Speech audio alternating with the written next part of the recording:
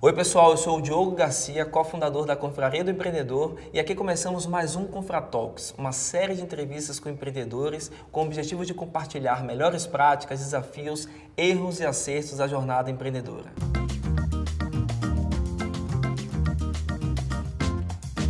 E para falar um pouco sobre o ecossistema empreendedor em Israel e o que o Brasil pode aprender com tudo isso, convidamos em nosso CONFRAtalks o Dan Balter, co-founder da Duco, empresa especializada na implementação de ecossistemas inovadores. Dan, thanks for being with us at CONFRAtalks. My first question is about your journey. Could you tell us a little bit about your journey with entrepreneurship and innovation, please? Yeah, of course. Actually, I began at a very young age. My first venture that we raised money was at the age of 17. Wow. I am the former vice president of the Entrepreneurship Center of Tel Aviv University. Okay. So I opened Duco, that you explained about. Key factors that assist the Israeli ecosystem to grow so fast and so strong. First is immigration. Israel is made of immigrants. Even my parents are immigrants that came. Where are you from? From Argentina. Argentina, and good. Uruguay, yeah. Immigrants are naturally risk takers. Second factor is our culture. So Israelis are not that formal. We are informal actually and very direct. You know that. This is part of our culture, so we are able to shake the hand of every, prime minister or CEO of any company and ask him for connections and for deals and stuff like that. Second thing within this key factor of culture is the fact that creativity is part of our culture. And this is related to our history, for example, about what happened with Israel? Yeah, totally. Okay. So actually Israel was established in 1948, and after establishing the state, we had a war. Yeah. From nothing. Think that the country is 60% desert. Yeah. We didn't have almost water. We don't have oil. We don't have gold. We don't have natural resources. So creativity was a must. And the third factor that is very important is the army service. The army service in Israel is obligatory. So every man goes for 3 years and woman for 2. And at the age of 18, you begin your service and you get responsibility, management toolkit, you get to know how to take decisions. And of course, living in an uncertainty environment is another thing that the army gives you and the business world requires. So that 3 factors were the base where Israel could be beginning build a fruitful ecosystem. Mm-hmm. Now, of course, the government assists a lot with funding and enabling with bureaucracy and laws, but these basic 3 pillars was very, very important. Yeah, you told me about the government. How do the other stakeholders, they contribute, they support all this innovation and all this environment? So at the beginning, the chief main scientist of Israel, that was the name of the department that deal with the startup ecosystem, had few programs that gave grants to startups for research and development of new IPs like patents and stuff, and they gave grants to programs that helps startups. Mm-hmm. Now that was on the 80s, 90s. Today it's almost is not needed because the Israeli ecosystem has grown so much that we don't need those grants. So the plans that exist today are to help corporates innovate.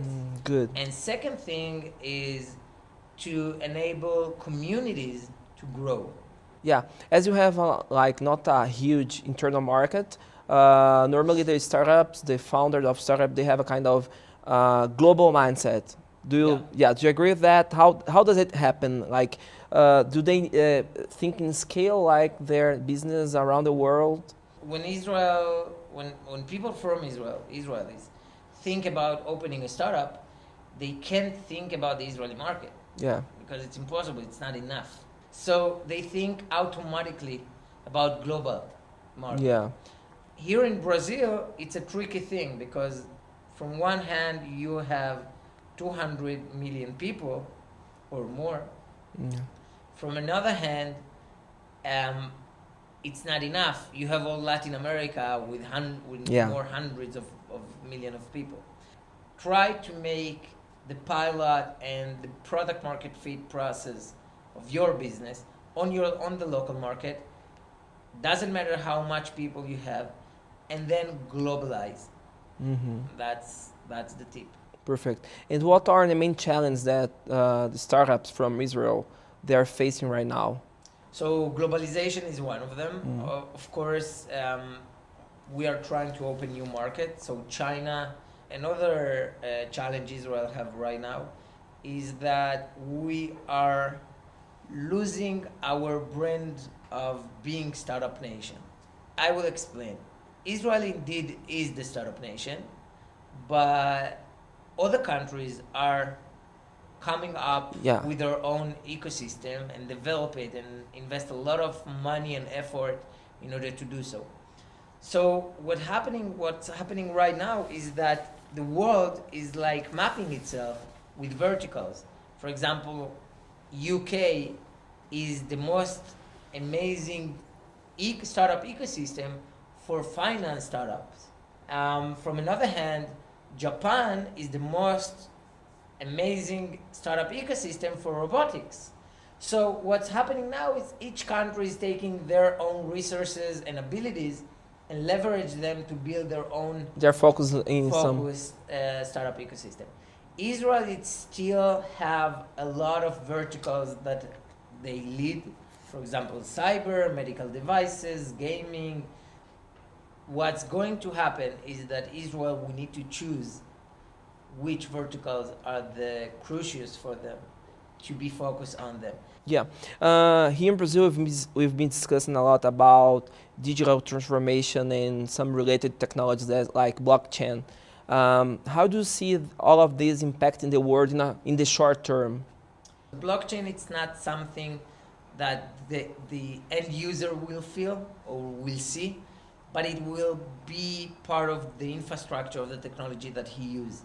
So for example, safety, privacy. Blockchain is a crazy infrastructure for privacy. So blockchain is part of the solution. I don't know if in the short term, maybe in the medium, but because it's taking time. To implement it as an infrastructure to all the technologies across board, but it definitely have to be part of the solution. Okay, perfect. You are a specialist in entrepreneurship.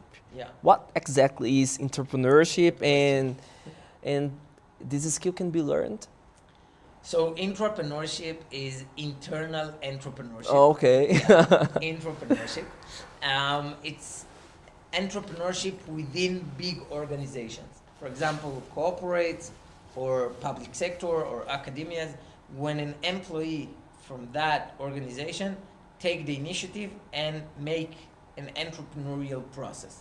I think the skills definitely can be learned. The tools, you can give the tools to people, but the passion have to come from inside.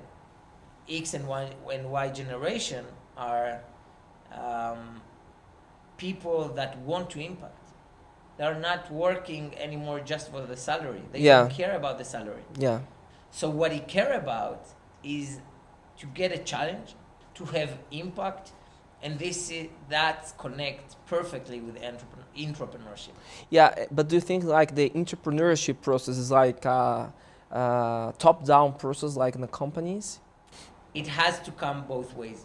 from executive to take the decision, be an owner of the process, and enable things to happen, and from the bottom to bring ideas, to want to take part in it, to want to impact. Perfect. In your view of Brazil, what lessons can be learned from Israel?